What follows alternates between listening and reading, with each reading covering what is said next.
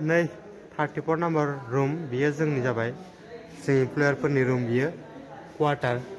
नायनाला बोरै रुमालाय थिगानो जोंनि रुमा नोंथांमोनाबो फैनानै थाफैनो हागोन टेनसन गैया कम्पानियाव खामानि मावनानै जानो हागोन नै जोंना सासे ब्लगारा बिराद बरिया माने बेबो बिराद बरिया ब्लग खालामो इउटुबाव सापर्ट खालामना होबानो जाबाय बिनि लिंकआ आंनि डिसक्रिपसनाव होना होगोन नायबानो जाबाय खोनासं मिस्टार मिक्सार टु ब्लग बिथांनि चेनेलनि नामानो जाबाय मिक्सार टु ब्लग नोंथांमोना साबसक्राइब खालामना हो आं डिसक्रिपसनाव होना होगोन जोंना नै थानाय जानाय बिराद माबाथारलै अबयसे थानो इन्टारेस्ट नाङो लोगोफोरजों ज' बेबादि नै सासे लोगोआ बिराद बरिया बेदर सङो माने